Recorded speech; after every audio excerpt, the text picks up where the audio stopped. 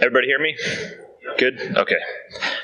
My name is Jamison Budacki. I'm an information security architect at a Fortune 500 company. Been there for about 8 years almost.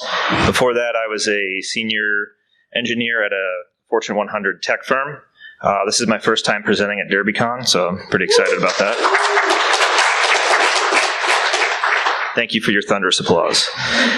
So the main point here is we're going to tell you a little bit about the history of our tabletop exercises, what went well and what didn't. We're also going to share some templates with you to help jumpstart your own tabletop exercises. Yeah, it's a lot. It's a big pain, so it gets a lot of that mumbo jumbo out of the way. Basically, but practicing incident responses, tabletop exercises is kind of all about understanding weaknesses in people, process, and technology, and to help inform and educate other departments, not necessarily in information security. So what is a tabletop exercise? Yeah, that's a lot of words. So what is it really? It's really discussion-based. It's meant to simulate an emergency, helps people understand their roles and responsibilities, test response procedures, also looking to test predefined objectives before you even start. Makes use of realistic content, and it has to be relatively cheap. So what really is a tabletop exercise? Kind of based off that long definition. But before we get there, let's talk about a little bit of history. In 2017, the information security team did a group-led tabletop exercise by a large financial services group with other companies in it. It was kind of a one-size-fits-all. It was their first go at it, and it kind of left a little bit to be desired. But the good news is in 2018, we used that as a source of inspiration to create the choose-your-own-tabletop exercise model that we're going to talk about. In 2019, we went back to the group-led one, mostly because priorities and work schedules, and it takes a little bit of time to do these. But the group did take a lot of feedback from the various companies, and it was a little bit better. Still wasn't great. It lacked a little bit of personalization, obviously. But as we know, tabletop exercises as a whole were kind of linear, very boring, lacked the substance that kind of makes that you see on a day-to-day basis, and the reality did not really live up to the expectations. So a lot of times we expected to get a unicorn, and we ended up getting a donkey. So that's the reason why we decided to make our own. So like the famous philosopher Mike Tyson always says, everybody has a plan until they gets punched in the mouth. This is particularly true as you have to have a plan before you even do anything. And even when you have that plan, in the heat of the moment, it may not go well. But it's more than just a plan, it's a practice. We practice a lot of things in life, whether it be sports, exercise. I'm a volunteer firefighter, so we do a lot of training. When you go to a car accident, you have to have plan A in mind. If that doesn't work, you have to have plan B, C, and D in mind as well. So we do this a lot for various topics, but we don't really do it well and do it enough for incident response. So why is that? Time, various things could come into play, but tabletop exercises are a great way to start that. So like I alluded to earlier, our history in tabletop exercises, not that much. A big group situation, one size fits all, and we felt pretty empty afterwards. But like I said, it did motivate us to do something better for the team and create the Choose Your Own Adventure tabletop. So what are some of the prerequisites before you even start a tabletop exercise? Obviously, you have to have a plan. For us, we have our CCERT handbook and playbooks. So our handbook is our high-level policy about what the CCERT team does, how incident response works, and our playbooks are more compasses rather than maps for new team members and individuals on the team to give them an idea of things that they should be doing next. It's not a one-size-fits-all. It's not going to get everything out of the way, but it heads them in the right direction. Your team might know what to do, but it's also important for the team to know what not to do. Lastly is you don't want to panic. Time and time again, people have read the plays, read the playbooks, they understand everything, and when they're in the heat of the moment during an incident, they panic and they start to do things that they think might make sense but may not. So we're a financial services company. We like to root everything in best practices. I like to say we try to make use of other smart people's work, and this is no exception. We found the MITRE's Cyber Exercise Playbook by Jason Kick. It's a great short read. It highlights various, 3 different types of exercises you can do. Obviously, the tabletop is here, but the other one is a hybrid, which involves live actions, aka injects. These can be scans, probes, and alerts that go on in the environment. And the most mature is a full live, which is a red team versus blue team situation. But getting back to the tabletop, and what we liked about it was that it's fully scripted and makes use of injects. The complexity is relatively low, and it's good for limited resources. One thing to call out is the timing. It said it would take 1 to 2 months to plan it and 1 to 3 days to execute. That is absolutely true. I originally thought I was going to be able, me and another resource were going to be able to do this in 1 week, plan it out, but it took a month and a half. It takes a lot of work, and it's a lot. That was probably the most surprising thing that I came across. It also matched our organization, that we're new to tabletop exercises, and we wanted to kind of really test our processes that we had in place. So the first step after that is to establish a goal. So our goal was pretty basic. It was to create a baseline for future exercises, to raise the awareness of what CSERT is and what we do, as well as to test the skills of our employees.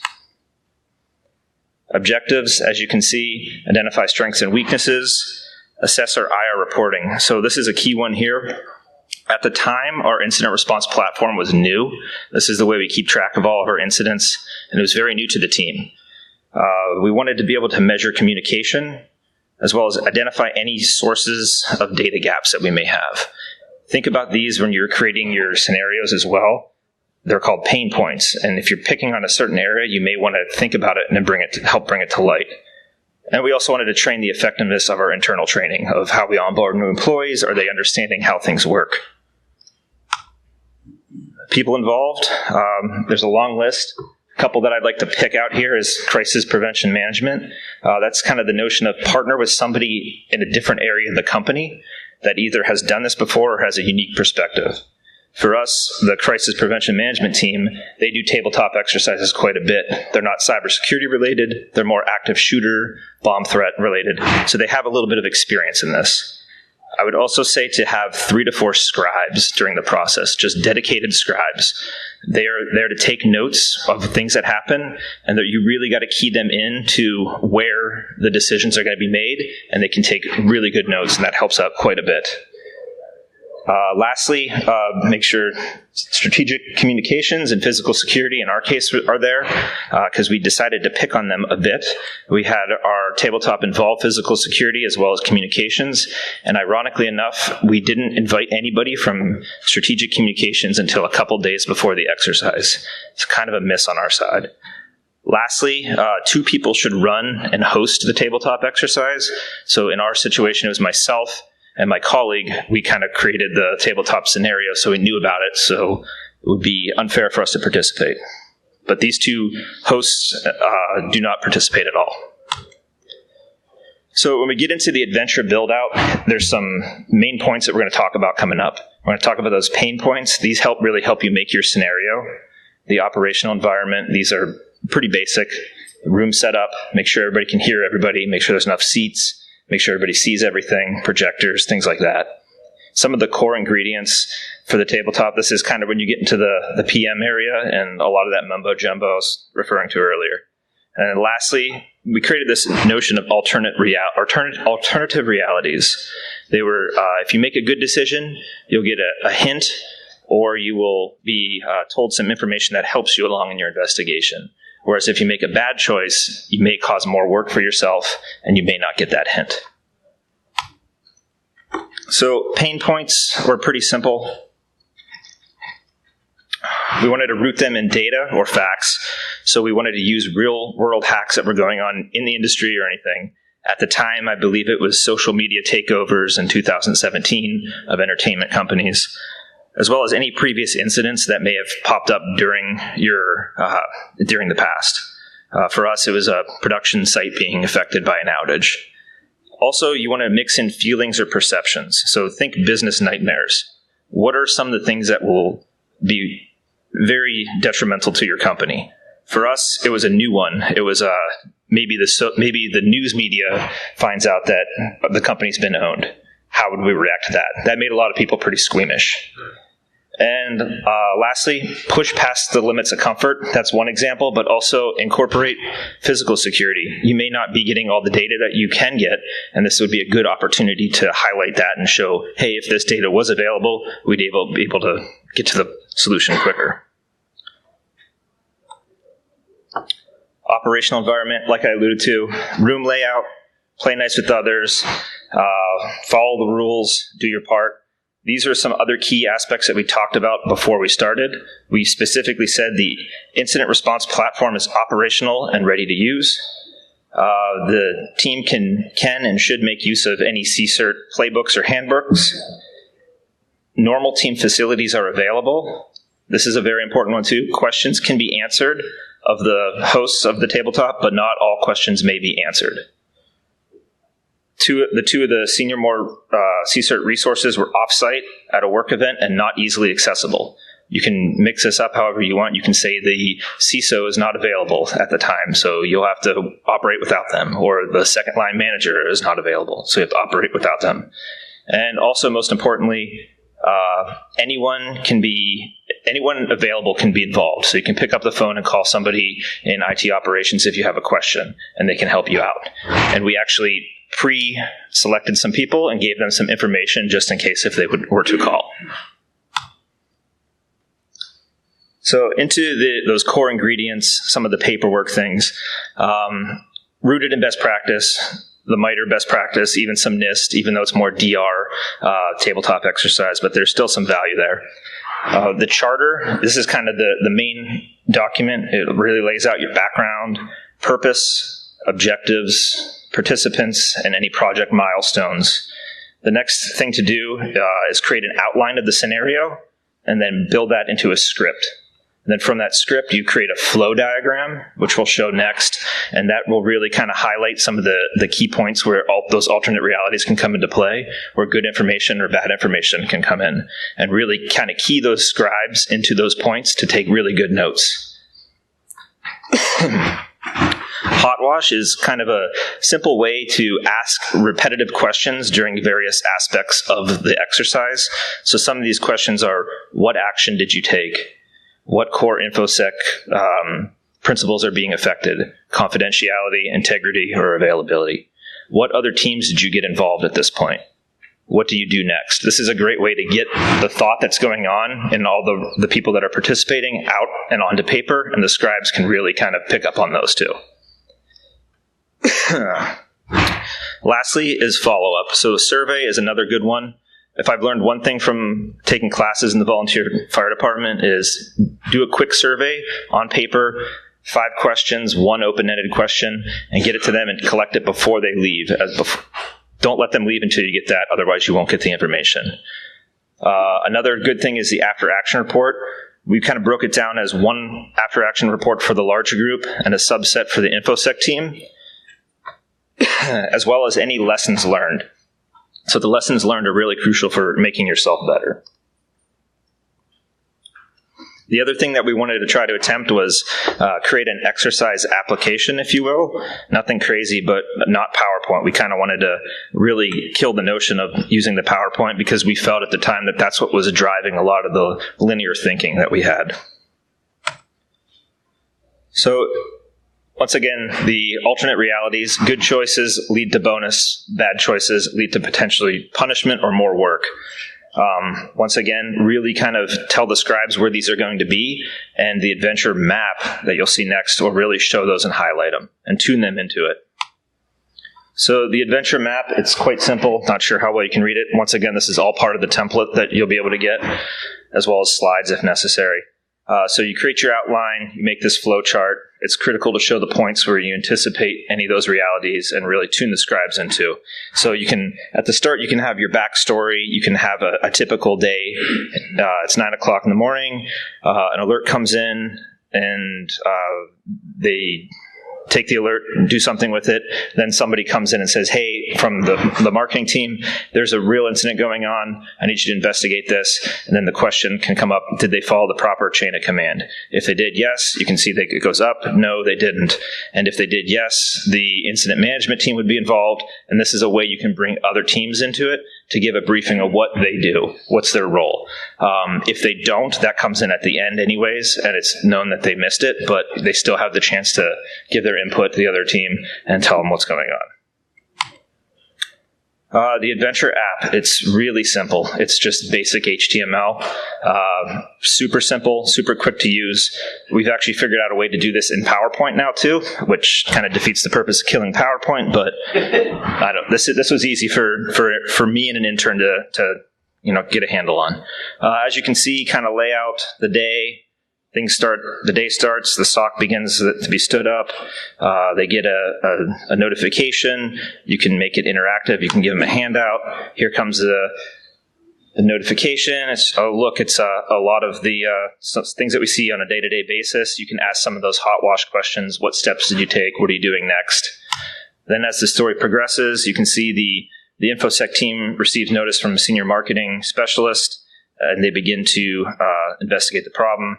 Once again, those hot wash questions come in. What did you do? Who are you getting involved? What are you going to do next?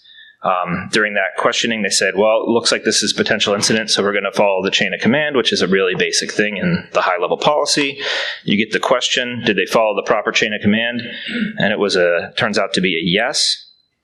The story progresses even further, and the CEO and CIO are walking, and the news crew ambushes them and asks them about the recent cyber attack, and asks if any customer information has been affected. So since they did choose the proper chain of command, the CEO and CI knew about it and say, no comment, which ironically is exactly what you're not supposed to do, according to our marketing team. And we're like, what do you mean? That's exactly what I do. And they said, no, you're supposed to say, please contact so-and-so at the marketing part in the corporation. And we were like, we didn't know that. And they said, well, it's on our internal website, and it's the #1 story right now. And we're like, oh, okay, good to know. So don't pretend like you know everything, because you definitely don't. So the good piece of information that came along with this too is you didn't get a negative reaction, a call from the CEO, CIO yelling at you, but you also find out that Facebook and Twitter have been compromised. Instagram is okay, and the reason Instagram is okay is because of two-factor authentication was enabled. If they didn't follow the proper chain of command, they wouldn't have got the bonus. The bonus is that third line there. It's a hint for at the end. Once again, what would you do with this information? So during this result, how did the team do? We did a pretty good job of identifying some strengths and weaknesses. We did not use the incident response platform, so that was kind of a miss. It was a brand new tool for the team and may not have thought of it. We didn't do a great job of measuring communication. There's various anecdotes for that as well. But we did do a good job in finding some identifying data gaps that we have, and we did test our training effectiveness quite a bit. So some of the outputs that will be available within the templates are a sign-in form, detailed notes. This is a really good way for the scribes to make use of things. A sample survey, ad hoc feedback is another thing that we got from it. So a great example is from the marketing team. They said, hey, that would never have happened. And the after-action report. Some of the lessons learned, it's a lot of work, so plan for it. Even in a tabletop, it says it's going to take 1 to 2 months, and it will to plan it. Learn from all the other individuals involved, aka the teams that you pick to partner with, crisis prevention management, and even marketing. So a miss on my part was that we didn't involve them quick enough, and we could have had much more valuable information from them. Vet with a trusted source. Once again, use somebody in the organization that has done this before or knows a little bit more about it. Doesn't have to have anything to do with cybersecurity either. Lastly, build the story all the way through recovery, because we kind of went through and we got everything remediated, and then we just kind of stopped the exercise. We didn't go through of how are you going to recover the system, or how are you going to recover the social media accounts. So we kind of fell short on that. Future stuff, we want to do more with this style. We want to improve and get more to a hybrid model, do more live injects, make better use of our tools, obviously, and then have a notion of a surprise tabletop. So maybe have a set week or set month time period and give one person the ability to push the button to say that, hey, the tabletop is live now, rather than it being an invite on a calendar, and it can be well planned. It'll be more of a realistic test. Also, push the team more into cloud incidents and automation of those incidents. So typical things that you're going to see are, account credential compromise, resource compromise that could lead to crypto mining, and any publicly available asset. Lastly, a couple minutes left. Templates are available here on GitHub. Here's the link if anybody wants it. They'll also... I'll probably tweet this later so it can be out there. Lastly, from Black Hills, just this today, Backdoors and Breaches was released for the Derbycon crowd. Seems like a pretty cool slide deck. It might be another great source of information. If not, you can use it as a source of inspiration for your injects as well. And I think it's going to be in public release in January or December coming up here. But that's the information if you want to take it down. And I got 4 minutes left if anybody has any questions. Good. Do you have all your players in the room waiting for the index to hit them, or were you dynamically building your response team as you gave them all the index? That's a good question. So we had the predefined team. Question for the recording? Sure thing. The question was something along the lines, did you have everybody in the room, or were you adding people as things popped up, correct? Okay. So we had a predefined meeting invite, classic kind of tabletop thing. We had probably about 40 different people in the room. So we part of our intention was to over-invite as well, to get more knowledge out there. But yeah, we had it kind of well scripted, once again, very tabletop driven, so.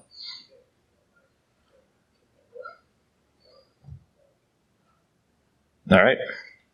Thank you. Oh, one more question. 40 people is a lot for one room. Each table is it like this? How do you manage 40 people doing this in one room? Okay, so the question was, how did you manage 40 people in one room? That's one of the things that we talk about is the environment, is we have a big conference area, a big conference room, and we were able to facilitate that many people. We actually had 7 to 10 big round tables, and it's kind of a bigger meeting area. So we made use of that, and we had a projector and everything that we just projected everything, and handouts were given as needed.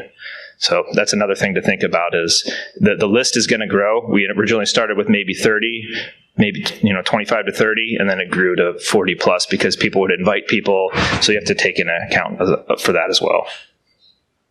One more. Have you used the Department of Homeland Security lead sheet templates at all? The question was, have you used the Department of Homeland Security's templates at all? We did look at those to begin with. They were also kind of looked at, but we kind of wanted to create something that was more true to us. They're also a great resource as well to use.